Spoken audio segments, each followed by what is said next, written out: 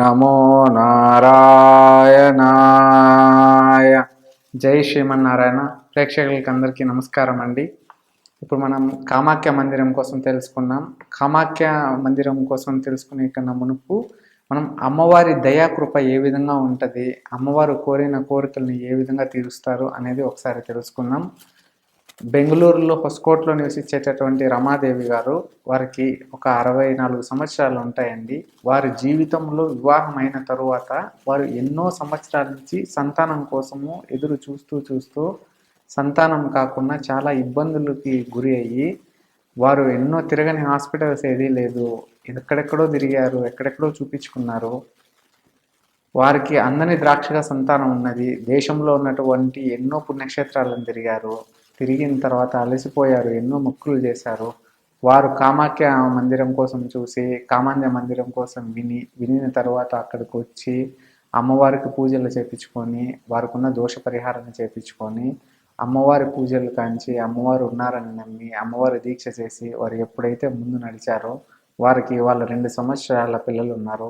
ఆవిడ 66 పదులు దాటింది. 60 పదుల వయసులో కూడా ఇప్పుడు 2 సంవత్సరాల వయసు గల కూతురు తనకి జన్మనిచ్చింది. అదేవిధంగా మంగళూరుకు సంబంధించినటువంటి ముత్తయ్య అని చెప్పేసేసి ఆయన పక్షవాతం బాగున్నటువంటి వ్యక్తి పక్షవాతంతో కింద పడిపోయినప్పటి నుంచి శత్రువులు చేసినటువంటి చెడు ప్రయోగ దోష నివారణలకి తాంత్రిక పరంగా చేసి తనని వ్యాపారంలో దెబ్బకొట్టి నష్టపరిచి తను లేవలేనటువంటి పరిస్థితులకు తీసుకొని వచ్చి బాగా శ్రీమంతులా బతికినటువంటి ఆయన చివరికి భిక్షాటన చేసేటటువంటి స్థితికి వచ్చినటువంటి ఆయన కూడా కామాఖ్య మందిరంకి వచ్చి అక్కడ తాంత్రిక పూజలలో ఆయన ఆరోగ్యాన్ని బాగా చేపించుకొని ఆయనకున్నటువంటి కష్టాన్ని తొలగించుకొని వారు కూడా ఇవాళ సంతోషంగా ఉన్నారు.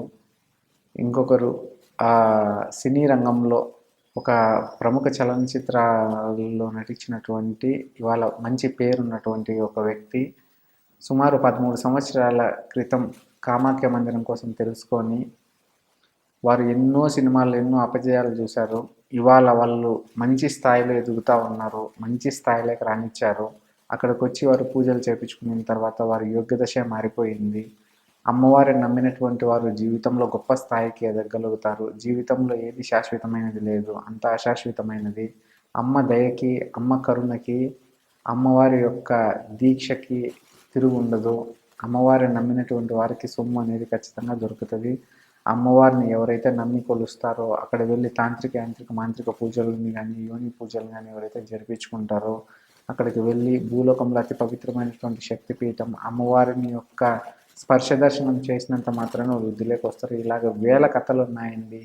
ఎన్నో జబ్బులు, ఎక్కడా తీరినటువంటి జబ్బులు, ఎక్కడా వెళ్ళినా కానీ లేండి పడరాని బాధలు, కష్టాలు, చెప్పుకోలేనటువంటి భూతప్రేత పిశాచిత పీడాలు, చేతబడులు, ఈ ప్రయోగాల వల్ల జీవితాల్లో అస్తవ్యస్తం అయిపోయినటువంటి వాళ్ళు, ఇటువంటి వాళ్ళ అందరికీ కూడా వారి జీవితంలో వెలుగు వచ్చి వారు ఉన్నటువంటి కష్టాలను తీర్చుకొని అమ్మవారు వారి దిక్షూతి ఒక దారి చూపించి వారికి ఉన్నటువంటి ఇబ్బందులన్నీ తొలగించినటువంటి అదేవిధంగా తొలగించి వారికంటూ వారి కోరికలను నెరవేర్చి వారి జీవితంలో ఆరోగ్య ఐశ్వర్యాలకు సర్వంగా సౌభాగ్యంగా వాళ్ళ జీవితంలో బ్రతికేటట్టు చేసినటువంటి గొప్ప తాయి వారు కామాఖ్య అమ్మవారు. మీరు కూడా మీ జీవితంలో ఎటువంటి బాధలున్నా, చెప్పే బాధలున్నా, చెప్పలేని బాధలున్నా కానీ కామాఖ్య మందిరం దర్శించండి. మీకు ఈ భూలోక ప్రపంచంలో మీ కోరిన కోరికలు తీర్చేటటువంటి ఏకైక ప్రదేశం, ఎంత పెద్ద సమస్య అయినా కానీ సమాధానం దొరికేటటువంటి ఏకైక ప్రదేశం కామాఖ్య అమ్మ మందిరం. కామాఖ్య అమ్మ మందిరం అస్సాం రాష్ట్రంలో గౌహతి నగరంలో తీరాన ఉంది. బ్రహ్మపుత్ర నది తీరాన నీలాచల పర్వత శిఖరాన అమ్మవారు కొలువై ఉన్నారు. ఇక్కడ స్థల పురాణ విశిష్టత ఏంటంటే కనుక పూర్వం దక్షమహాయజ్ఞం చేస్తూ ఉంటే సతీదేవి తండ్రి గారు అంటే పార్వతీమాత తండ్రి గారు దక్షమహాయజ్ఞం చేస్తూ ఉంటే పార్వతీ పరమేశ్వరులు ఇద్దరు పిలవకుండానే అక్కడికి వెళ్తారు. వెళ్ళినప్పుడు అమ్మవారు అక్కడ వచ్చినందుకు వారు చూసి కోపానికి ఆగ్రహులయ్యి అమ్మగారికి అవమానం జరుగుతుంది. అప్పుడు అమ్మవారు అవమానంతో వారి యొక్క ప్రాణత్యాగం చేస్తారు, ఆత్మహత్య చేస్తారు. అప్పుడు వారి శరీరం విడిచినందుకు శివుడు ఎంతో దుఃఖిపరుతుడయ్యి దుఃఖించి అమ్మవారి కోసం విలపిస్తూ అమ్మవారిని ఎత్తుకొని వారి శరీరంతో ముల్లోకాల్లో తిరుగుతారు. అప్పుడు వారు ఎక్కడ ప్రళయం వస్తుందో అని చెప్పేసి మూడో కన్ను తెరిస్తే శివపరమాత్ముడు విష్ణుమూర్తి చక్రం వచ్చేసేసి అమ్మవారి శరీరం పైన ప్రయోగించడం జరుగుతుంది. అప్పుడు ఆ చక్రం 108 విభాగాలుగా అమ్మవారి శరీరాన్ని విభజిస్తుంది. అది భూలోకంలో పడుతుంది. అక్కడ 10 భాగాలు వచ్చేసేసి అక్కడ నీలాచల పర్వత శిఖరాన, బ్రహ్మపుత్ర నది తీరాన అక్కడ నీలాచల పర్వతం పైన పడతాయి. అందులో అమ్మవారి పవిత్రమైనటువంటి యోని భాగం అనేది అక్కడ పడడం జరుగుతుంది. అక్కడ అమ్మవారు నిలబడతారు. అదేవిధంగా 10 ఏవైతే పడ్డాయో 10 భాగాలు అక్కడ దశమహాపీఠం అంటామన్నమాట. దశమహావిద్యలు అంటాము. దశమాతల్లో అమ్మవారు అక్కడ నెలకొల్పున్నారు.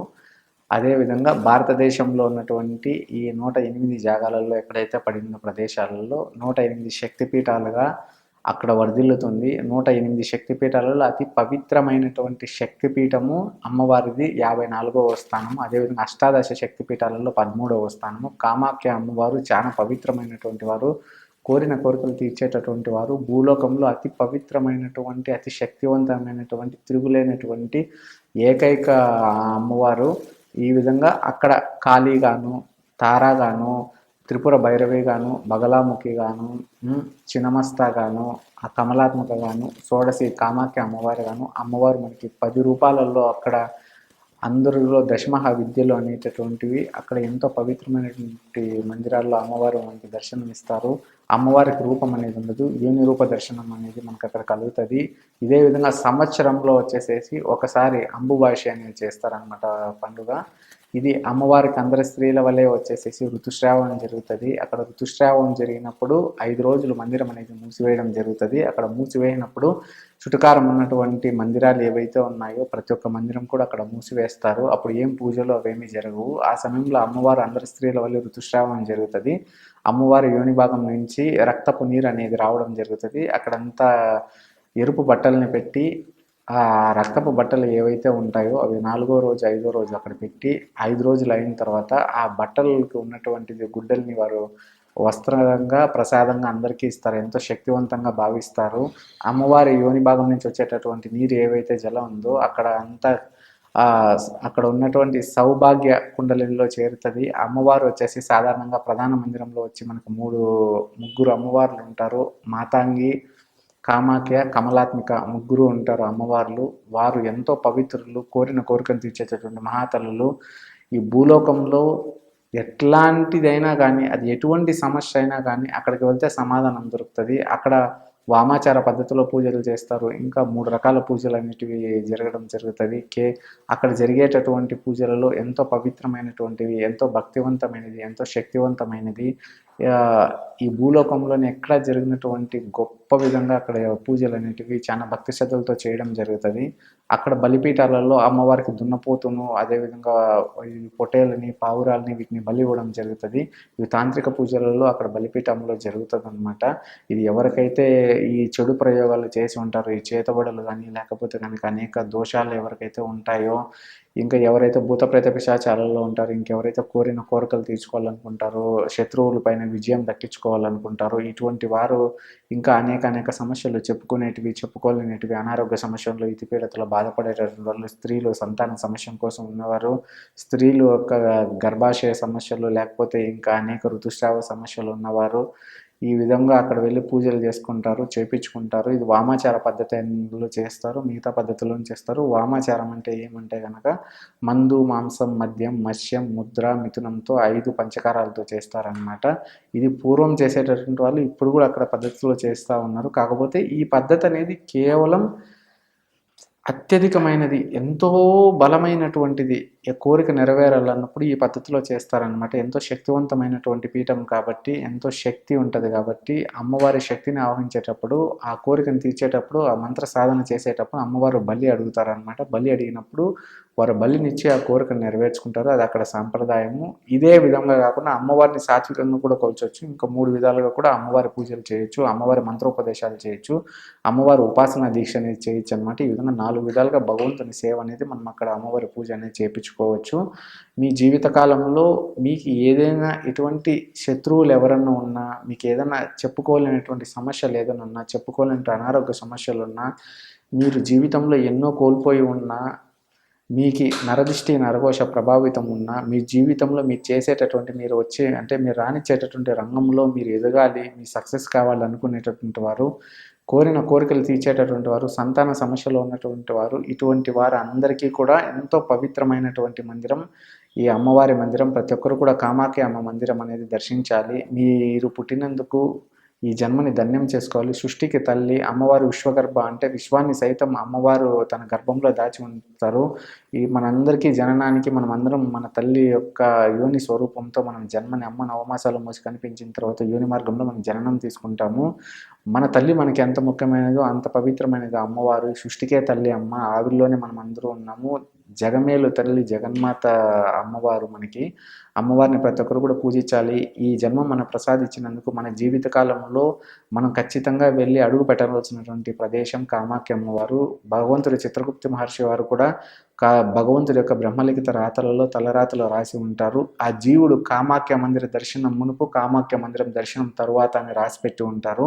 అంత పవిత్రమైనది అనమాట. ఎందరో మంది తపస్సిద్ధితో దశమహావిద్యలని ఉపయోగించి, దశమహావిద్యలు అంటే ఏంటంటే మన మూలాద్వారం నుంచి సహస్రాలలోకి కుండలిలోకి బ్రహ్మ ఆ తత్వజ్ఞానాన్ని పెంపొందించుకొని ఆ అమ్మవారి అనుగ్రహ ఆశీర్వాదానికి గురి చేసుకొని ఎంతో తపస్సిద్ధిని పొంది వాళ్ళ కోరికల్ని వారి కోపాన్ని అన్నిటినీ పక్కన పెట్టి ఈ జీవితం మొత్తం అమ్మవారి కోసమే వారు అంతా ఈ జీవితాన్ని మొత్తం అమ్మవారికి భక్తుడిగా ఉండి సమాజానికి మంచి చేయాలని చెప్పేసి ఎంతో ధర్మ కార్యక్రమంతో అమ్మగారి పాదసేవకి జీవితం అర్పించి ఉంటారు. అటువంటి వారు చేసేటటువంటి గొప్ప మహాసాధన దశమహావిద్యలు అంటామన్నమాట. ఇది అందరికీ ఉపయోగించేటటువంటి కాదు, అందరూ నేర్చుకునేటటువంటి కాదు. ఎందరో కొంతమంది 10 మందిలో ఒకరికి సిద్ధించేటటువంటి సౌభాగ్యము ఇది. తిండి నీరు నిద్ర ఇవేవి కూడా పట్టించుకోకుండా 24 గంటలు అమ్మవారి సాధన చేస్తూ, అమ్మవారిని ఉపాసన చేస్తూ, అమ్మవారి పేరుపైన దాన ధర్మాలు చేస్తూ,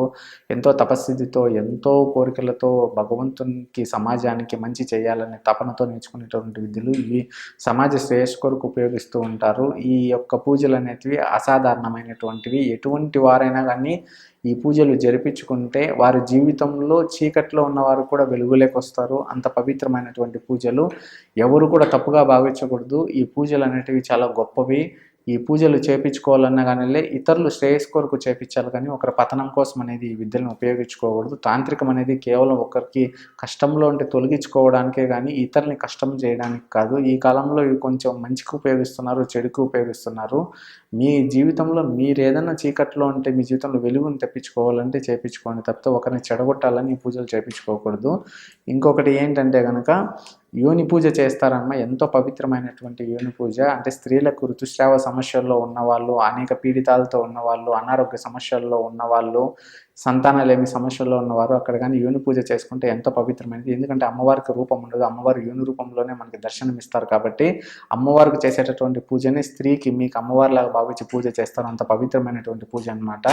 ఎంతో పవిత్రమైనటువంటి పూజ. మీ కోరిన కోరికలను తీర్చి కుంగు బంగారంగా సంతానాన్ని ప్రసాదించేటటువంటి ఏకైక మాత. ఒక్కసారి ప్రతి ఒక్కరూ జీవితంలో వెళ్ళి అమ్మవారిని దర్శించుకోవాలి. మీకు ఏదైనా సమస్య, దీర్ఘకాలికమైన సమస్య ఉంటే కనుక మీరు అమ్మవారి పూజ చేయించుకుంటే మీకు అంతయుగు కూడా జయం కలుగుతుంది. ఇంకొకటి ఏంటంటే ఇక్కడ ఎన్నో తంత్ర సాధనలు చేస్తూ ఉంటారు, ఎంతో మంత్ర సాధనలు చేస్తుంటారు. కొంతమంది మోసం చేసేటటువంటి వ్యక్తులు కూడా ఉంటారనమాట. మీరు జాగ్రత్తగా మీరు ఎవరైనా గురువు అనుసంధానంలో మీరు చేయించుకునేటటువంటి పూజలు ఏదైనా కానీ ఎవరైనా మీకు తెలిసినటువంటి గురువు ద్వారా మీరు వెళ్ళాలి, తప్పిస్తే డైరెక్ట్గా మీరు వెళ్ళి అక్కడ ఎవరిని పడితే వాళ్ళని నమ్మి ఏది పడితే అది చేయించుకోకూడదు. ఎందుకంటే అక్కడ తంత్ర సాధన మంత్ర సాధన చేస్తూ ఉంటారు. ఎవరెవరో వచ్చేసి గుడి బయట ఎక్కడెక్కడ రాష్ట్ర నలుమూలాల నుంచి వచ్చి అక్కడ అమ్మవారి సాధన చేస్తుంటారు, దశమహావిద్యలను అభ్యసిస్తూ ఉంటారు. అభ్యసించే క్రమంలో వారు ఆ ప్రయోగాలు అనేటటువంటి నేర్చుకునేటటువంటివి మీ మీద ఉపయోగిస్తే కనుక వారికి ఒక శరీరం కావాలి, మీ మీద కానీ ఉపయోగించి వారి విద్యను వారు ఎంతవరకు నేర్చుకున్నారు, ఉత్తీర్ణులయ్యారు తెలుసుకోవడానికి అట్లా కూడా చేస్తూ ఉంటారు. కాబట్టి మీరు ఆ విధంగా చక్కగా పోకూడదు ఎవరి దగ్గరికి. మీరు ఎవరైనా తెలిసిన వారి తరఫున చేయించుకోవాలి. ఈ పూజలు ఎంతో పవిత్రమైనటువంటి సమాజ శ్రేయస్సు కొరకు, దేశ శ్రేయస్సు కొరకు, మానవ శ్రేయస్సు కొరకు చేసేటటువంటి పూజలు.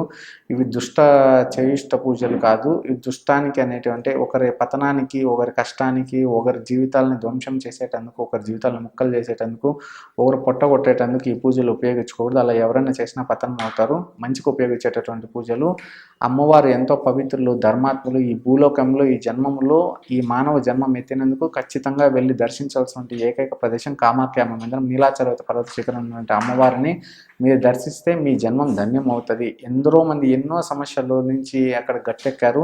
మీరు దేశ నలుమూలల నుంచి అన్ని రవాణా వ్యవస్థలు ఉన్నాయి. మీరు ఒక యాత్రలాగా ప్లాన్ చేసుకొని మీరు అమ్మవారి మందిరం వెళ్ళి దర్శించవచ్చు. అంతా మంచి జరుగుతుంది, అంతా జయమే కలుగుతుంది. ఇక్కడ దశమహావిద్యలలో దశమహా పూజలు, దశమహా యజ్ఞాలు జరుగుతాయన్నమాట. అవి మీరు ఇళ్లలోనూ జరిపించుకోవచ్చు, మందిరం వెళ్ళి చేపించుకోవచ్చు, ఎక్కడైనా చేపించుకోవచ్చు. మీరు రాణించేటటువంటి రంగంలో మీరు పడేటటువంటి కష్టానికి, ఆ శక్తికి మీరు జీవితంలో ఎదగాలి, మీరు ఏ ఫీల్డ్లో రాణిస్తున్నారో ఆ ఫీల్డ్లో మీకు సక్సెస్ కావాలనుకునేటటువంటి వాళ్ళు ఈ పూజలు చేయించుకుంటే వాటి ఉత్తీర్ణత అనేది మీకు ఖచ్చితంగా లభిస్తుంది. శత్రువులపైన విజయం లభిస్తుంది. కానీ ఒకరికి చెడు చేసేటటువంటి చెడు మార్గంలో అయితే వెళ్ళకండి. మీ కష్టాన్ని తీర్చుకునేటందుకు ఉపయోగించుకోండి. ఇదంతా మంచి జరుగుతుంది. మీరు ఏదైనా కామాఖ్య అమ్మవారి పూజలు ఏదైనా జరిపించుకోవాలన్నా, మంత్రోపదేశం తీసుకోవాలన్నా ఏదైనా కానీ మమ్మల్ని సంప్రదించగలరు. మీ జీవితంలో అంధకారం పోయి చీకటి పోయి వెలుగు వస్తుంది. మీ ఖచ్చితంగా జీవితంలో సక్సెస్ అనేది అవుతారు. మీ కోరిన కోరికలు తీర్చేటటువంటి ఏకైక ప్రదేశం కామాఖ్య అమ్మవారు. భూలోకంలో వైకుంఠంలాగా, భూలోకంలో కైలాసంలాగా అమ్మవారు నీలాచల పర్వతాన బ్రహ్మముది నది తీరాన మనకి దర్శనమిచ్చేటటువంటి ఏకైక ప్రదేశము. ప్రతి ఒక్కరూ కూడా అమ్మవారి కోసం తెలుసుకోవాలి, అమ్మవారి కోసం చర్చింపజేయాలి, అమ్మవారి కోసము మాట్లాడుకోవాలి, అమ్మవారి పూజలు చేయాలి. మన తల్లి మనకి ఎంత ముఖ్యమో అమ్మవారు కూడా మనకు అంతే ముఖ్యమో. అంత పవిత్రమైనటువంటి శక్తిపీఠము కామాఖ్య అమ్మవారు. సాధారణంగా మన తలరాతిలో మన కర్మలు పోతేనే, మన యొక్క రుణబంధాలు తీరితేనే, మనకున్నటువంటి దోషాలు తొలగితేనే అమ్మవారు అక్కడికి అనుగ్రహిస్తారు. అంత పవిత్రమైనటువంటి పవిత్రం అన్నమాట. అక్కడికి వెళ్ళి మీరు పవిత్రులుగా మారాలి, మీకు ఉన్నటువంటి దోషాలు, కష్టాలు, ఇబ్బందులు తీర్చుకోవాలని ఆశిస్తున్నాను. మీరు అందరూ వెళ్ళి మీ సమస్యలను తీర్చుకోవచ్చు. మీకు ఏదైనా పూజలు ఏమైనా కావాలనుకొని ఏదైనా జరిపించుకోవాలంటే మమ్మల్ని సంప్రదించవచ్చు. ఇది మంచిగా చేసుకునేటటువంటి పూజలు, చెడుగు అనేది ఎప్పుడు కూడా పాల్పడకూడదు. ఓం కామాఖ్య దేవే నమః.